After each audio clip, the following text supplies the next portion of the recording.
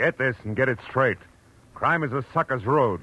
And those who travel it wind up in the gut of the prison of the grave. This time, a twisted mind, a hole cut in a wire fence, and a corpse in a storeroom.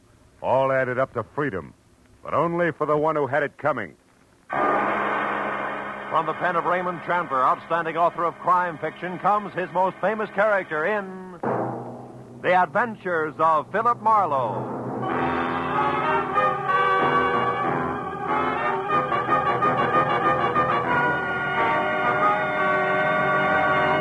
Now, with Gerald Moore, starred as Philip Marlowe, we bring you tonight's exciting story, The Bid for Freedom.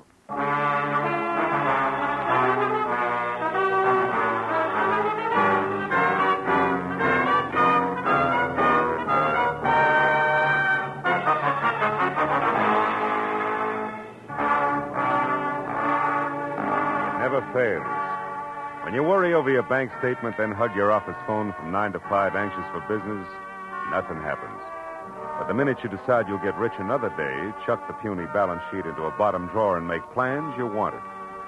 And that was exactly the way it played when at 3 o'clock on the kind of slate-gray afternoon that makes the beckoning Santa Fe Railroad vacation billboards look a little more so. I left a note on my office door and headed outside and across the street for some real Hungarian goulash. Very good today, too. A second after a waiter disappeared into the kitchen with my order, she was standing at my elbow.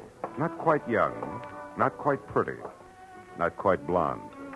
And when she spoke, not quite sure of what she was going to say next. You're Mr. Philip Marlowe, aren't you? I mean, the private detective whose office is across the street? Yeah, that's right. My name is Helen Asher. Oh? I have to find someone. You do that kind of work, don't you? Finding people, I mean. That all depends, Miss Asher. Who's the person you have to find? Leon Rodell, a friend. Uh-huh. You see, I just got into town. I had his address in my handbag, but I lost it. The handbag, that is.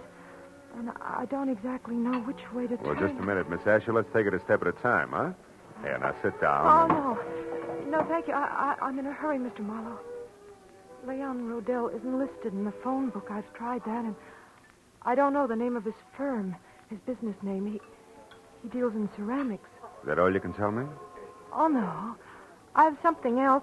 It's a name and an address here in Los Angeles. Fortunately, that wasn't in my handbag, but here in my coat. No. No what, Miss Asher? Outside there, on the street. What's on the street? Nothing. Nothing at all. Hey, Excuse me, Miss Asher. Wait a minute. My mind.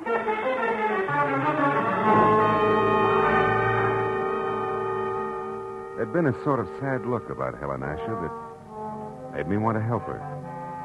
So after an even sadder look at the plate of goulash that was coming toward me from the kitchen, I followed her to the street. Mr. Marlowe, the gold. When I reached the sidewalk, she was across the street in a cab and away. That might have been the end of it if something small and ugly that had been standing just outside the restaurant hadn't turned and moved into the alley alongside the building. On a hunch that he'd had something to do with the sudden exit of Miss Asher, I followed him and found him standing next to a line of empty ash cans, calmly lighting a cigarette. You always run into alleys to light your cigarettes? You always concerned? What do you know about Helen Asher? Helen Asher? I haven't any idea who you're talking about. Come on, little man. I'm talking about the gal who just got into that cab. Do the words begin to flow, or do I wring them out of you? Get your hands off me. You're ripping my pocket. You're lucky it isn't your nose. Come on, talk. All right. It's no secret. Here, it's all in this letter. Look, right here. Oh!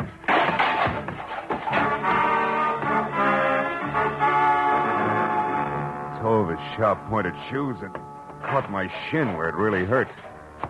By the time I was out of the ash cans, back on my feet, I knew the damage had been more to my dignity than anything else.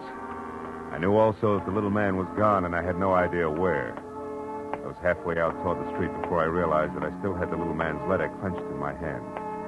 It was from an Omaha life insurance company and addressed to one Eldon Hook, 31 Marlboro Drive, Sunnydale, California. Sunnydale wasn't just around the corner, but the fear I'd seen in Helen Asher's face, plus a score to settle with Eldon Hook, said the 20-mile drive into the San Fernando Valley was a minor point.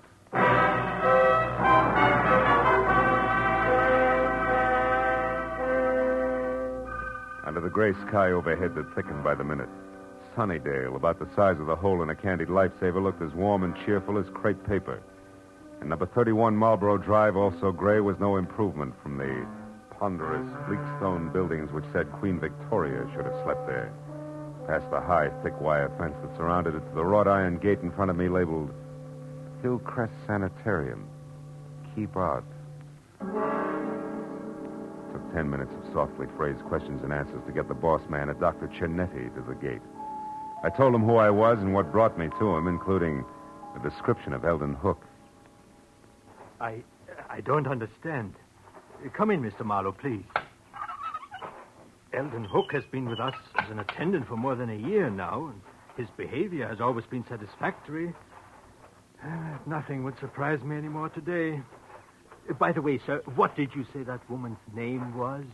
The one who approached you in the restaurant? Oh, Helen Asher. Is it possible that she was once a patient here, Doctor? No. Oh. What about Leon Rodell? Leon Rodell? How do you know that name? From Helen Asher. She was looking for him. That's why she wanted to hire me. She knew he was here in Los Angeles. Mr. Marlowe, this woman, was she young? About 30, blonde? Yeah, that's right. Why? Why? Because this morning, earlier, about 6 o'clock, one of our patients escaped. A woman you know as Helen Asher, and we know as Charlotte Rodell, Leon Rodell's wife. Oh. She's insane, huh? Temporarily, yes. Come over here, near the fence. Oh. I'll show you how she got away. But how she managed to cut through enough of this thick wire link fence to make a hole large enough to crawl through is beyond me. Here, look, behind this ivy. Uh-huh. Even with a good wire snipper, it would take hours to get through all these strands, huh? Wasn't she missed inside? Yes, but she was only gone minutes. Apparently, she had been doing a little at a time during her recreation period, at night, whenever she could. Be careful of the burrs and those bushes there, Mr. Marlowe. Yeah, I see what you mean. Tell me, Doctor, have the police been notified? Of course, at once. The law compels us to. And frankly, Mr. Marlowe, I'm terribly worried. Oh? You see, it was her husband, Leon Rodell, who had her confined here a year ago. 6 months after their marriage, she began to act strangely. He felt it would be only with our help that she could ever regain her mental equilibrium. I thought that we were accomplishing that. Apparently no, huh? Obviously no. But, Mr. Marlowe, we must call the Los Angeles police right away and tell them that Leon Rodell now lives here, not in San Francisco. He must be protected. I see your point. Yeah, she did break out. She is trying hard to find Leo, and 3 she ran from Eldon Hook, who was very close on a trail. That's right, Mr. Marlowe. That's why I suggest that Leon Rodell discontinue seeing his wife as of last month. He always left Charlotte very upset. But now I'd better call the police. Yeah, it's a good idea. Although Charlotte didn't know where her husband was staying or what the name of the ceramics business was, she... Say, Doc, she claimed that she lost her handbag. Have you found it by any chance? Yes, we did. We found it in the brush near a hole in the fence. I've got it right here in my desk. Oh, good. There was an address on a card in it. 3840 something. Yes, here it is. 3840 Lookout Terrace. Lookout Terrace. Lookout Terrace. That's right here in the valley, up in the hills, south of Ventura Boulevard. Mr. Marlowe, if possible, I'd like to avoid having the papers get hold of this story. This is a rather exclusive nursing home. So? Well, in a sense, you're already in this case. Could you try to find Charlotte Rodell and bring her back here before the police do? Well, Dr. Cianetti, It would be doing a great service for the woman and her husband. I'll pay you your fee. All right, Dr. Cianetti, I'll try. I'll call you as soon as I have something.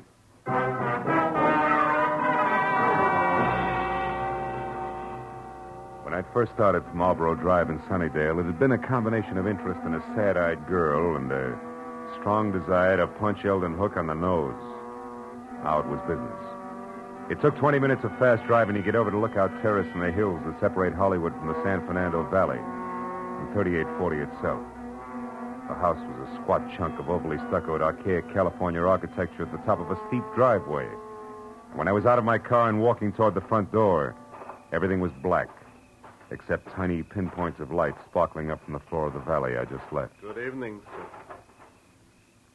Hope I didn't startle you, Mr. Rodell. Mr. Rodell? Oh, I know your name. Yes, sir. And I know some other things as well. Like what? Oh, incidental facts. Like, well, it's cold in there. So you haven't been home in hours. And? And the refrigerator's empty, so you're only staying here off and on. Also, the old mail inside, phone bills, etc. They don't have your name with this address. So this is probably a friend's house. Which totals to what? To zero, maybe. Zero, Mr. Rodell, like you're going to total if you don't pay the money you owe to my good friend in San Francisco. Yeah, you know who I mean, don't you, Mr. Rodell? Yeah. What I don't know is how good friend thinks I'm going to raise that kind of dough. I made it funny? Oh, you're kidding. What's $15,000 to you? You, shall I say, an intimate friend of Ordine Blackburn? Oh, Ordine Blackburn. Yeah, Ordine Blackburn. Come off it, boy. I'm thorough. An eager sort. I know that the lady from Bel Air's loaded and that she's nuts about you. No fooling. Now, before I leave, a word of advice, Rodell. One can't run away from his obligations forever. And you won't be able to walk away after 24 hours. Unless, of course, you pay. Good night. Good night, Eager. Till we meet again.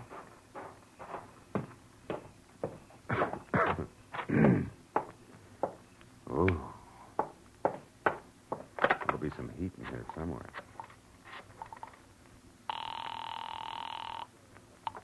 Information. Oh, operator, I'd like the telephone number of a Miss Ordine Blackburn in Bel Air. I don't have the address.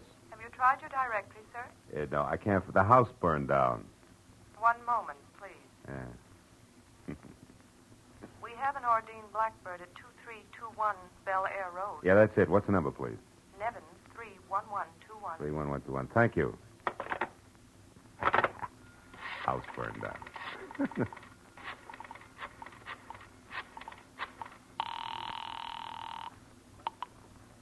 Hello? Hello, Miss Blackburn. Yes, this is she. Miss Blackburn, my name is Philip Marlowe. I'm a private detective who at the moment is anxious to get hold of Leon Rodell. You know where he is? Yes, I do, but I don't think... Now, please, it's important. Leon Rodell's life is in danger. I want to help him. Leon's life?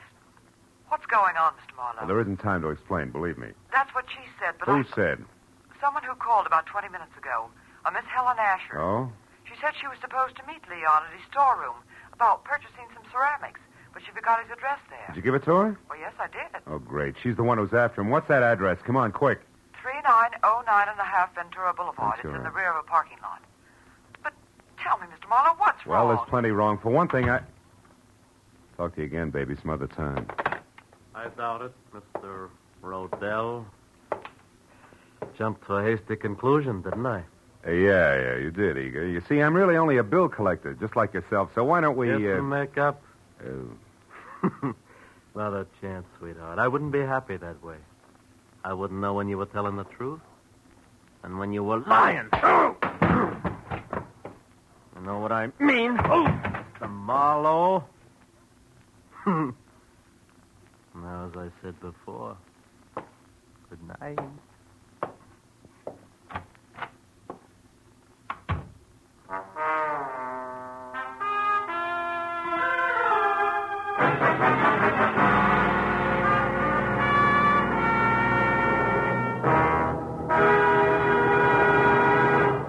In just a moment, the second act of Philip Marlowe. But first, CBS will bring you the earth-shaking premiere of a new opera tomorrow night.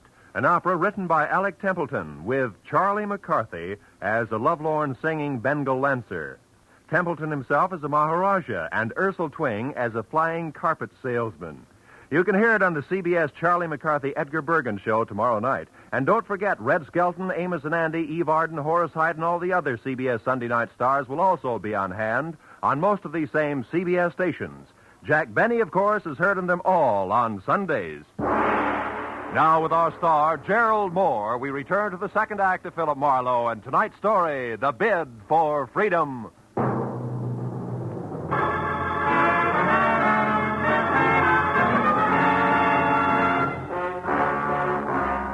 Gun butt I'd been slapped with felt like a log chain. Next time would be different. I waited till Eager drove away, and then went out and got in my car and unwound my way down the hill again to Ventura Boulevard. There I turned west and drove out to 3909 and a half. There's a glass and neon super grocery store closed for the night. And the only light showing at Leon Rodell's ceramic outfit trickled out onto the ground in a narrow wedge to what had to be a partly open back door. And even as I watched it, the wedge danced into a crazy pattern and disappeared. I ran for it and got there just in time to see Charlotte Rodell dart down the alley. A second later, she vanished in the shadowy jumble of backyard buildings. I knew there was no use trying to follow her. Instead, I eased the storeroom door open and looked into a room full of flower pots, lamp bases, and dishes. Nothing moved. Charlotte, I was sure, had a reason for running, so I went in, toward a table in the corner where the only light was burning. I was almost up to it before I saw the reason. Yeah, it was a good one. Eldon Hook, the sanitarium attendant, was on the floor behind the table, his body still trying to arch away from the knife in his back. When I bent over him, he opened his eyes. They were already cloudy. I was close. I found the hole in the fence, and I knew Ordine was... Ordine what, Hook? Who did it? Can you tell me? I never figured on... I left Eldon Hook just as he was. Went to the door that opened to the front of the ceramic shop. A desk was there with a phone on it. I got halfway through the Homicide Bureau number when a silhouette showed up at the curtains at the front door. I put the phone down, stepped back into the shadows, and waited.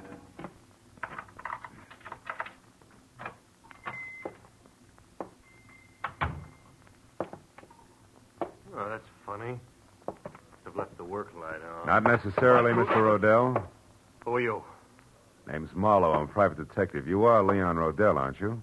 Yes? What are you doing here in my shop? You better finish taking your overcoat off, Mr. Rodell. Now, see Your here. wife has run away from Hillcrest Sanitarium. Charlotte is out? That's right. How do you know this? She came to me tonight under a phony name. Tried to get me to locate you. She'd lost your address. Oh. This is a shock, Mr. Marlowe. A terrible shocker. Poor Charlotte. What an awful thing this is for her. Yeah. Excuse me, I need this. Sure? Oh, you? No, thanks.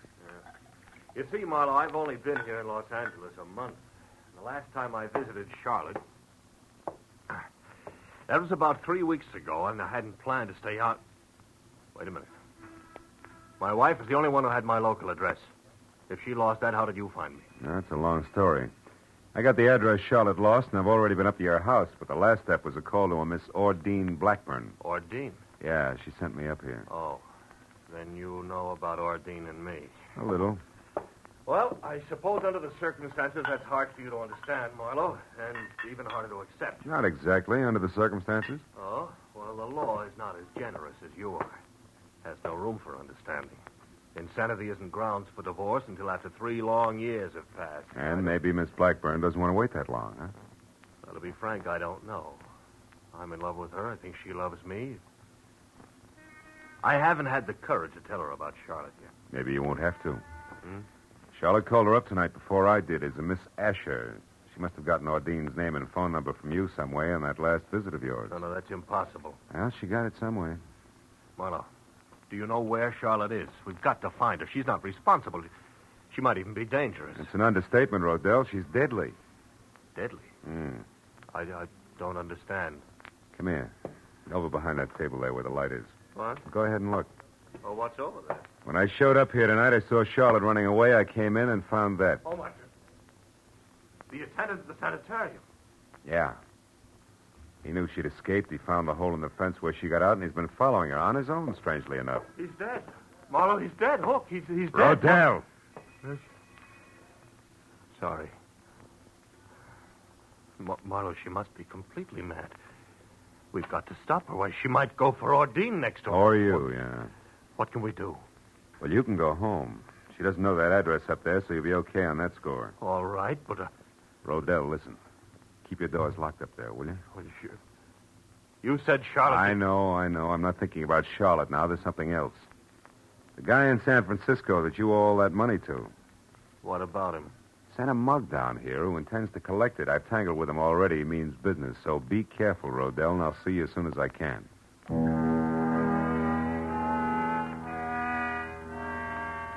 I watched him go out the door limply, his head down. He looked about as tough as a bowl of whipped cream. And I went back to the desk again and saw that he'd left his overcoat where he'd dropped it on the chair.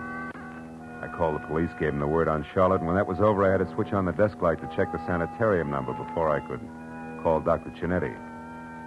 That's when I saw the letter lying on the desk, an important letter. But for one reason only. It was addressed to Leon Rodell at his house on Lookout Terrace. It was an open invitation to anybody who'd come to the shop looking for that particular piece of information. And there was no doubt in my mind that Charlotte had seen it, which made it long past time for me to get up there and on the double. I turned, headed for the door, and stopped all in one motion. A pair of headlights slashed through the windows and then blinked out. I stepped back out of the circle of light from the desk lamp and waited. A second later, the hulk of Mr. Eager filled the open back door. He was still very sure of himself. He took in the storeroom with one long glance and then sidled through the clutter as deftly as a rumba dancer toward the door where the desk and I were waiting. The instant he got within reach, I swung! You again, you dirty lousy Made your pitch once, big man. Why don't you sit on it? Why, you... That squares us up for that clip on the chops you gave me. Oh, no. No, not quite, mister. Even Steven now, big man. When he went down that time, he took the chair, Rodell's overcoat, and half the stuff on the desk with him. He was still moving, trying to free himself of the tangle, so I reached for him again, but got only a fistful of the overcoat Rodell had left behind. And suddenly, my hand stung like it grabbed the wrong end of a bumblebee. I jerked it back and looked at the palm. Something was stuck to my skin, something I couldn't understand. Until finally realization oozed through the molasses in my brain. I left and ran all the way to my car and almost sprung the frame, twisting up Lookout Terrace.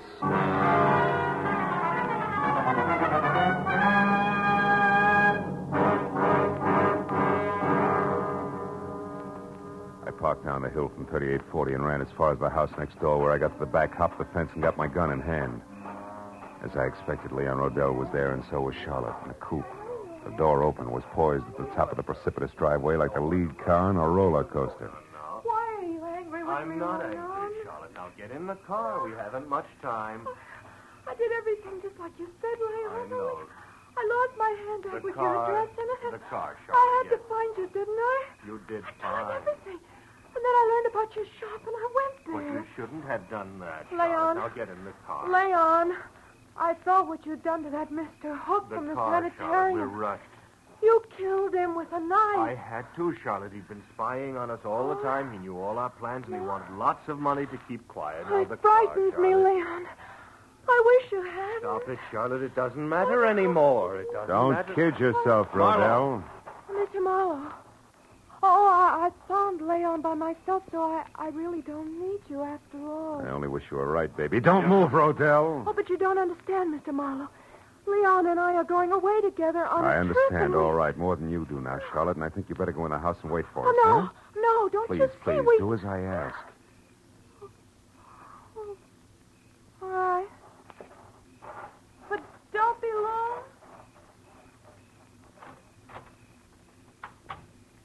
Some trip you had in mind, Rodell. Your wife in this coupe and straight down over the bank, strictly solo. She didn't even suspect. You keep your hands off me. Sure, I'd never get him clean again. But it'll give me great satisfaction to drop you with a bullet. And I'll do just that if you take one step before the police get here. So stand still, Rodell. Real still.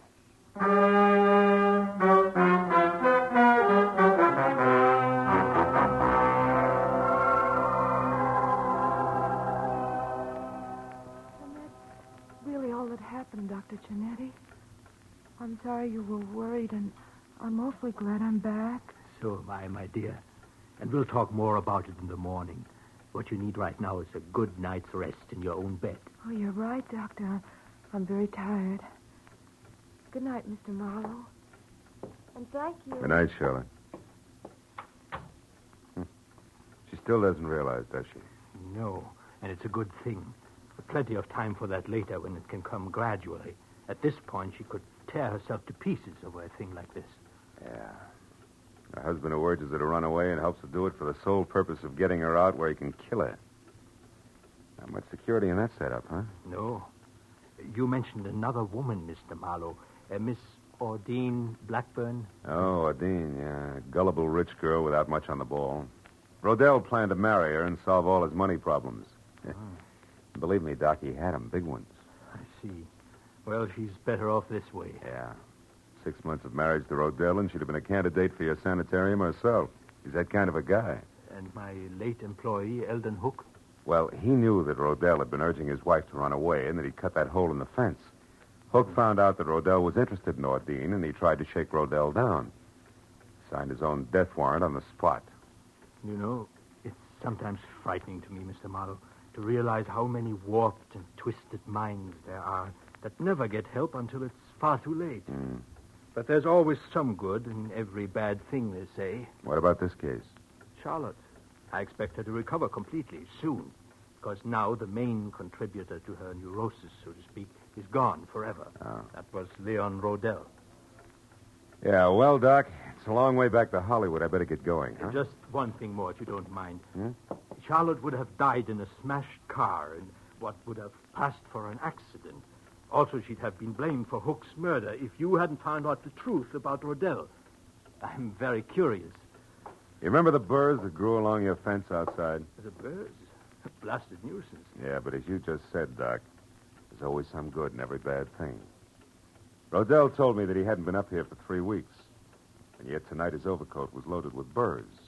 I got one in my hand from it. Oh. That gave me a hunch. Well, from there on, it played. Disappointed? To the contrary, satisfied completely. Good night, Mr. Marlowe. Good night, Doc.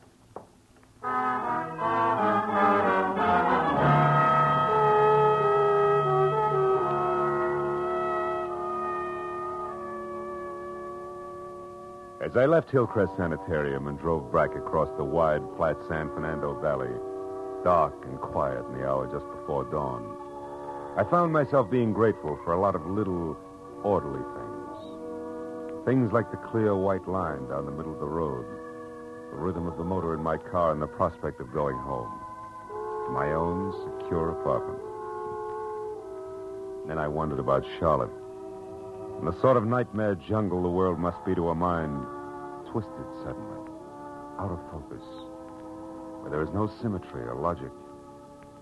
But nightmares can be banished, huh?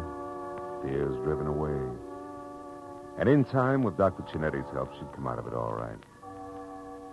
But the others like Hook and Rodell, to them, the jungle is home. No nightmare, that. They live in it by choice. Until, one way or another, they're destroyed. Choked to death by the very tangle they hide in. Well, that's fair enough.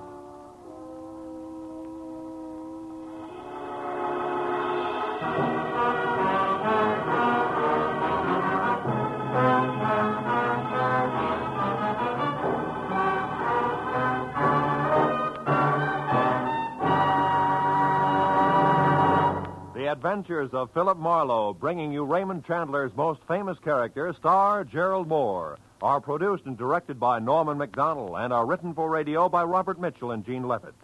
Featured in the cast were Gene Bates, Larry Dobkin, Yvonne Patey, Harold Deerenforth, Jack Edwards, and John T. Smith. The special music is composed and conducted by Richard Arant. Be sure and be with us again next week when Philip Marlowe says... This time a fireball, too handy with a target pistol, led me down a rocky road past a sleazy money grubber to a curly-headed corpse. And it might have gotten worse if I hadn't slowed down at the hairpin turn.